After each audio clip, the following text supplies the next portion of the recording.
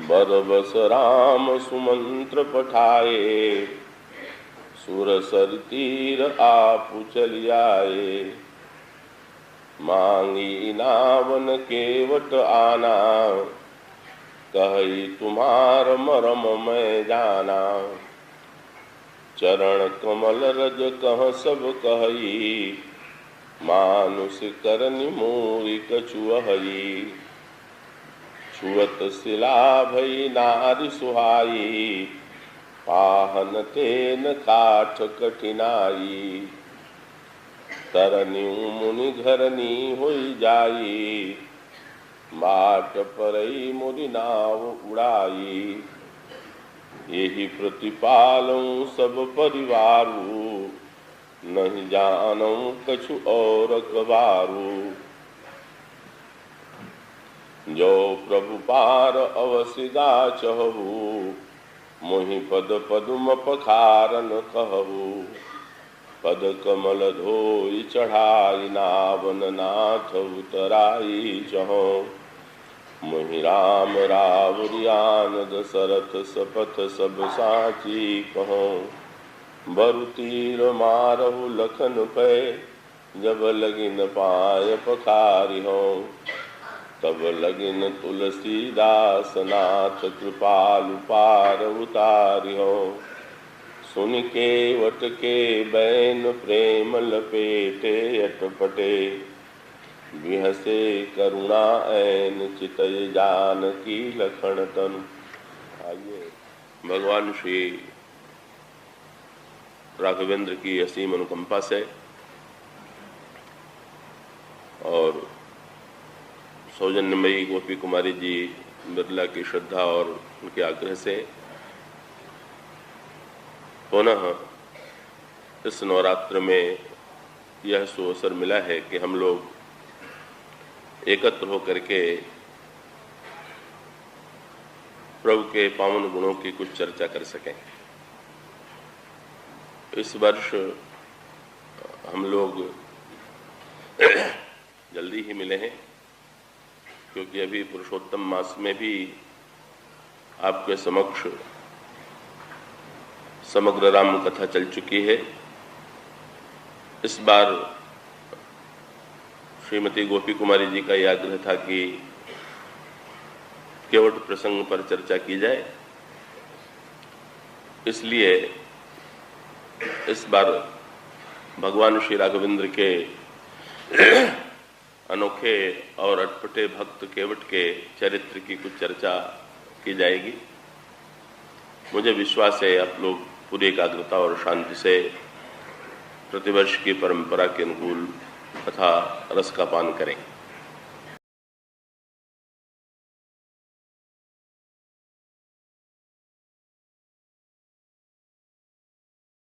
प्रसंग केवट का यूं बड़ा संक्षिप्त है,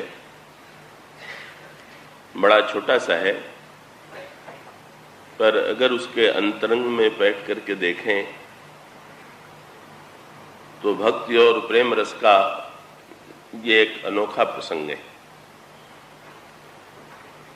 केवट का प्रसंग ऐसा प्रसंग है जिससे आप सभी भली भांति परिचित हैं। भगवान श्री राघवेंद्र जब चित्रकूट की ओर प्रस्थान करते हैं तब वे यात्रा करते हुए श्रृंगवेरपुर में रात्रि को विश्राम करते हैं। वहां निषाद राज ने उनका स्वागत किया और रात्रि को विश्राम के पश्चात, रात्रि के विश्राम के बाद भगवान श्री राम वहीं से सुमंत जी को विदा करते हैं और फिर गंगा के किनारे आकर खड़े हो जाते हैं। गंगा के किनारे पहुंचकर वे केवट से नौका लाने का अनुरोध करते हैं, पर केवट का व्यवहार बड़ा अद्भुत है, बड़ा विचित्र सा था। उसने भगवान श्री राम के आदेश को प्रारंभ में अस्वीकार कर दिया और ये कहा कि मैं नाव नहीं ले आऊंगा, और उसके साथ साथ उसने ये भी कहा कि आपके मर्म से मैं भली भांति परिचित हो चुका हूं, इसलिए मुझे आपसे कोई रंच मात्र भय नहीं है। तो मुझे ये ज्ञात हो गया है कि आपके चरण कमलों में ऐसी कोई औषधि है जो प्रस्तर शिला को भी चैतन्य बना देती है, नारी बना देती है। मेरी नौका तो अत्यंत कोमल है, काठ की है, और जल में रहते हुए और भी अधिक वो भीग गई है। तो मुझे भय है कि कहीं आपके चरणों के धूल के स्पर्श से मेरी नौका भी स्त्री के रूप में परिणत न हो जाए, मुनि पत्नी न हो जाए। इसलिए यदि आप सचमुच ही पार जाना चाहते हैं तो आप मुझे आदेश दीजिए कि पहले मैं आपके चरणों को धो लूं, और उसके पश्चात आपको नाव पर बैठा करके मैं पार उतार दूंगा। और आप ये विश्वास कीजिए कि मैं कोई उतराई आपसे नहीं लूंगा, पर यदि आपने मुझे चरण धोने का आदेश नहीं दिया तो मैं आपके पिताश्री और आपकी शपथ लेकर के ये कहता हूं कि मैं आपको किसी प्रकार से पार नहीं उतारूंगा। भले ही लक्ष्मण जी मुझे प्राण दंड दे दें, बाण चला दें, पर जब तक मेरा आग्रह आप स्वीकार नहीं करेंगे तब तक मैं आपको पार उतारने वाला नहीं हूं। केवट की ऐसे विचित्र भाषा सुन करके विदेह नंदिनी सीता और श्री लक्ष्मण आश्चर्यचकित थे। वे ये कल्पना भी नहीं कर सकते थे कि भगवान श्री राम के आदेश को इस तरह से कोई नहीं कर सकता है, और फिर इस प्रकार से इस भाषा में अपनी बात कर सकता है। लेकिन भगवान श्री राम ने केवट की इस वाणी में बड़ा आनंद लिया, बड़ा रस लिया। वे जोर से हंस पड़े और विदेह नंदिनी सीता और श्री लक्ष्मण जी की ओर उन्होंने देखा, और उन दोनों की ओर देख करके प्रेम की इस रसमयी भाषा में उनसे रस लेने का आग्रह किया। उसके पश्चात भगवान श्री राम केवट से अनुरोध करते हैं कि वो चरण धो करके उन्हें पार उतारे। केवट कठौते में भगवान श्री राम का चरण प्रक्षालन करता है और उसके पश्चात नौका पर भगवान श्री राम को बैठा करके उन्हें गंगा से पार उतार देता है। कई सी दृष्टि से यदि देखें तो बस इतना ही केवट प्रसंग है। संक्षेप में आपके सामने अभी कुछ पंक्तियां उसकी पढ़ी गई, पर केवट प्रसंग का उद्देश्य क्या है, तात्पर्य क्या है, और केवट और भगवान श्री राम के मिलन का जो प्रसंग गोस्वामी जी प्रस्तुत करते हैं का उसमें हमारे आपके जीवन से क्या संबंध है। तो आइए आज पहले केवट प्रसंग की भूमिका पर विचार करें, फिर हम विस्तार से अगले दिनों में आपके सामने केवट प्रसंग पर चर्चा करेंगे। सबसे पहले कि जिस तथ्य की ओर ध्यान दिया जाना चाहिए वो ये है कि ये सारी घटनाएं गंगा के किनारे संपन्न होती हैं। केवट गंगा तट का निवासी और गंगा तट की इस विलक्षण भूमि में ये अनोखा अटपटा वार्तालाप होता है। तो श्री रामचरितमानस में ये जो नदियों का स्वरूप है का वो केवल भौतिक ही नहीं है, नदियों को गोस्वामी जी ने एक आध्यात्मिक रूप दिया है। वे विभिन्न नदियों को अलग अलग रूपों में देखते हैं।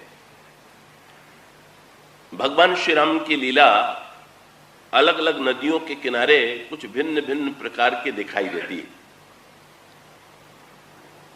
ये नदियां और उन नदियों में गंगा का क्या स्थान। जैसे आप पढ़ते हैं कि भगवान श्री राम का अवतार होता है सरजू जी के किनारे। और जब भगवान श्री राम चित्रकूट की ओर प्रस्थान करते हैं तो कई नदियों के से भगवान श्री राघवेंद्र का सान्निध्य होता है। कौस में सबसे पहले भगवान श्री राघवेंद्र गंगा के किनारे केवट से वार्तालाप करते हैं और गंगा के किनारे के पश्चात वे आगे की ओर प्रस्थान करते हैं और तीर्थराज प्रयाग में जहां 3 नदियों का संगम है वहां भगवान श्री राघवेंद्र महर्षि भरद्वाज से वार्तालाप करते हैं। और उसके पश्चात भगवान राम जब चित्रकूट की ओर प्रस्थान करते हैं, चित्रकूट की ओर यात्रा करते हैं तो मार्ग में उन्हें यमुना नदी मिलती है और यमुना को पार करने के पश्चात तब वे चित्रकूट जाते हैं। तो इन नदियों में जो संकेत है उस पर मैं पहले आपका ध्यान आकृष्ट करूं, तभी आप केवट प्रसंग और गंगा के संबंध का आनंद ले सकेंगे।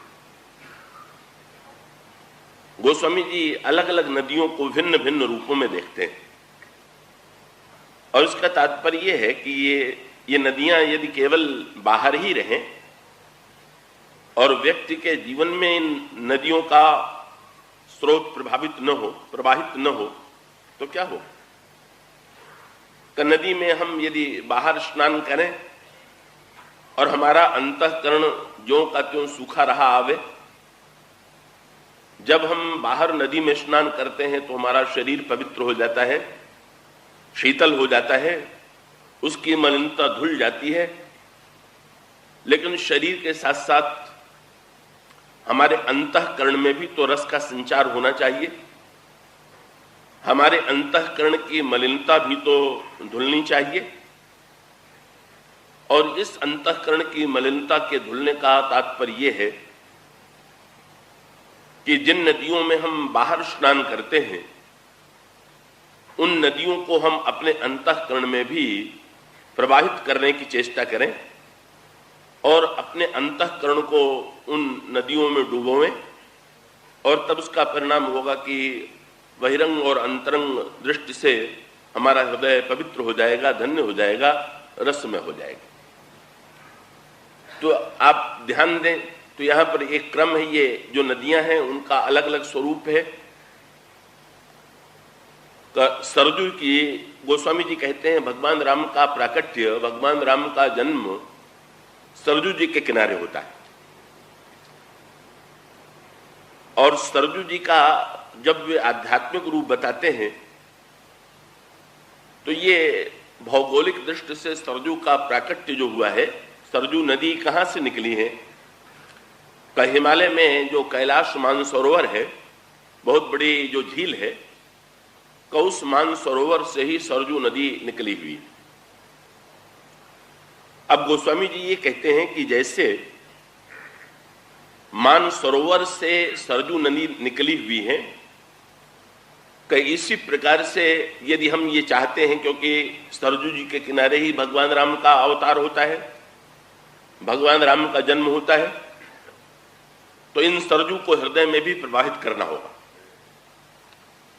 और इन सरजू का उद्गम कहां पर है, मानसर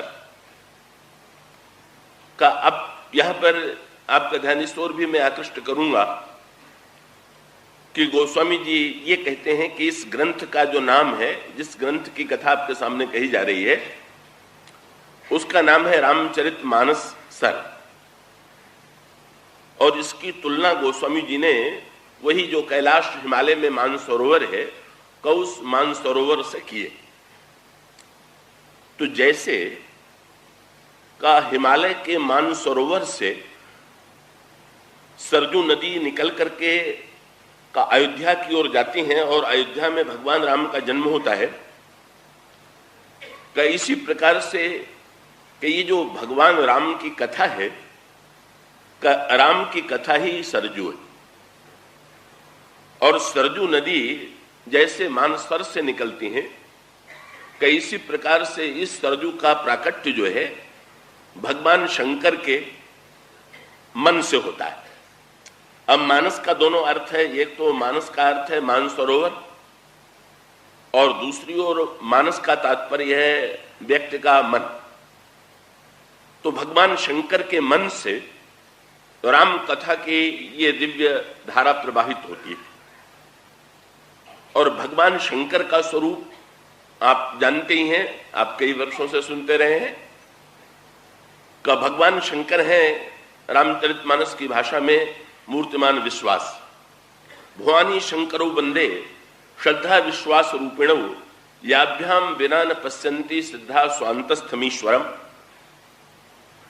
तो ये राम कथा की जो दिव्य धारा है, सरजू है, ये शिव के मानस से प्रवाहित होती है।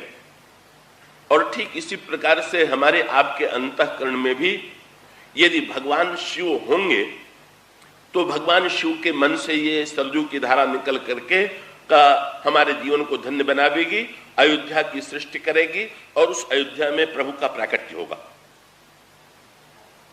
इसका अभिप्राय क्या है कि सबसे पहले हमें अपने अंतःकरण में शिव की प्रतिष्ठा करनी चाहिए, विश्वास की प्रतिष्ठा करनी चाहिए, और विश्वास युक्त अंतःकरण में ही भगवत कथा का प्रवाह होता है।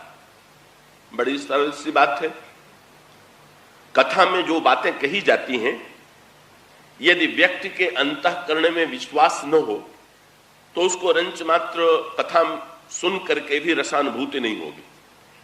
और इसका अभिप्राय यह है कि सर्वप्रथम हमारे अंतःकरण में शिव का आगमन हो और शिव के मानस से सरजू नदी प्रवाहित हो। और फिर गोस्वामी जी ने एक बात जोड़ दी कि वैसे तो सरजू सर्वत्र पवित्र हैं, लेकिन सरजू की सर्वश्रेष्ठ पवित्रता हम मानते हैं अयोध्या में। तो गोस्वामी जी अयोध्या की तुलना करते हुए कहते हैं, आप बालकांड के प्रारंभ में पढ़ेंगे, थोड़ा गंभीर प्रसंग है पर वो मानस को समझने की कुंजी है। उसमें गोस्वामी जी कहते हैं, संत सभा अनुपम अवध सकल सुमंगल मूल। ये जो संत समाज है यही अयोध्या, और इसी में ये इसके किनारे का स्पर्श करते हुए सरजू बहती है। और इसका अभिप्राय क्या है कि अंतःकरण में विश्वास हो, और जब हम सत्संग में जाते हैं और सत्संग में जाकर के हम भगवान राम की कथा का श्रवण करते हैं, श्री राम की कथा को सुनते हैं, तो उस राम की कथा को सुनने का फल क्या है? श्री राम की कथा को सुनने का फल है कि हमारे हृदय में श्री राम का जन्म होता है। हमारे हृदय में श्री राम का यूं कहना चाहिए कि जैसे अयोध्या में श्री राम का जन्म हुआ, कि ये न कह करके यदि ये कहें तो अधिक उपयुक्त होगा कि अयोध्या में श्री राम प्रकट हुए। और प्रकट होने का अभिप्राय यह है कि कोई वस्तु जैसे है पर दिखाई नहीं दे रही है, और जब वो दिखाई देने लगती है तब हम कहते हैं कि ये वस्तु प्रकट हो गई। तो ठीक इसी प्रकार से जब अंतःकरण में ईश्वर है पर ईश्वर होते हुए भी प्रकट नहीं, उस ईश्वर को प्रकट करना है। तो वो ईश्वर प्रकट कहां होता है? जहां सत्संग है, जहां राम कथा है। कि सत्संग और राम कथा का परिणाम होता है कि हमारे हृदय में जो ईश्वर प्रत्यक्ष नहीं दिखाई देने लगता है, नहीं दिखाई देता है, का राम कथा में जाने पर राम कथा में का वो प्रभु का प्राकट्य हो जाता है। और इस तरह से का सरजू जी के पावन तट पर अयोध्या की भूमि में भगवान राम का प्राकट्य होता है। यह सरजू का स्वरूप है। इनके अधिक विस्तार की चर्चा का अवकाश नहीं है। अब आइए गंगा यमुना सरस्वती के स्वरूप पर भी थोड़ा विचार कर लें, क्योंकि इस यात्रा में भगवान श्री राम इन नदियों को का आगे चल करके इन नदियों को पार करेंगे। और इन नदियों को पार करने के पास जिस चित्रकूट में भगवान राम जाकर के निवास करने वाले हैं, वहां पर भी मंदाकिनी नदी बह रही। वहां पर भी भगवान को नदियां बड़ी प्रिय हैं। इसका अभिप्राय है कि जिस अंतःकरण में रसमयी मंदाकिनी बह रही हो, यमुना का प्रवाह हो, गंगा का प्रवाह हो, सरजू का प्रवाह हो, सरस्वती का प्रवाह हो, का वही हृदय धन्य। तो ये गंगा, जिन गंगा जी के किनारे केवट से भगवान राम का वार्तालाप होता है, ये गंगा कौन सी? और ये जो केवट का प्रसंग है, इसका मुख्य तात्पर्य क्या है? क्योंकि इस केवट के प्रसंग की भूमिका यह है कि केवट कठौते में भगवान श्री राम का चरण धोता, भगवान राम का चरण धोने के बाद तब उनको नाव पर बैठा करके पार ले जाता है। तो ये काठ के कठौते में भगवान राम का चरण धोना और गंगा का प्राकट्य जो है वो एक दूसरे से जुड़ा हुआ। गंगा का स्वरूप गोस्वामी जी क्या बताते हैं का आप वो भी बालकांड के प्रारंभ में पाएंगे। वे कहते हैं राम भगत जह सुरसरि धारा, सरसई ब्रह्म विचार प्रचारा, विधि निषेधमय कलिमल हरणी, कर्म कथा रविनंदिनी वर्णी। जब हम ज्ञान पर विचार करते हैं, ज्ञान की कथा सुनते हैं, तो हमारे अंतःकरण में सरस्वती बहती है। जब हम जीवन में कर्म की कथा सुनते हैं या जीवन में कर्म का आचरण करते हैं, तो हमारे जीवन में, हमारे अंतःकरण में का यमुना जी बहती है। और जब हमारे और आपके हृदय में भक्ति का उदय होता है, भक्त रस का प्राकट्य होता है, तब समझ लेना चाहिए कि हमारे अंतःकरण में इसमें गंगा प्रवाहित हो रही। इस तरह से गोस्वामी जी गंगा की तुलना भक्ति से, यमुना की तुलना कर्म से और सरस्वती की तुलना ज्ञान से करते हैं। तो ये प्रसंग जो है वो गंगा के किनारे का है। सरजू जी के किनारे से आगे बढ़ करके अयोध्या से निकल करके भगवान श्री राम जाते हैं और गंगा के किनारे केवट से उनका वार्तालाप होता है और केवट के द्वारा गंगा का जो समग्र रूप है, भक्त का जो समग्र रूप है वो दिखाई देता है। तो गंगा और भक्ति में समानता कहां पर है, गंगा की तुलना भक्ति से क्यों की गई और इस प्रसंग में भक्ति की कैसी रसमयी व्याख्या है, जरा इस पर विचार कीजिए। गंगा का प्राकट्य कब होता है और इसी प्रकार से हम और आप विचार करके देखें कि भक्ति का प्राकट्य कब होता है। भक्ति का उदय, भक्ति का जन्म, तो सरजू जी का जन्म तो शंकर जी के मानसरोवर से होता है, लेकिन गंगा का जन्म कैसे हुआ, गंगा का प्रादुर्भाव कैसे हुआ। और उसी कथा को आप जीवन में यदि घटा करके देखें तो जैसे गंगा का जन्म होता है वैसे ही हमारे आपके जीवन में राम कथा का भी प्राकट्य हो सकता है।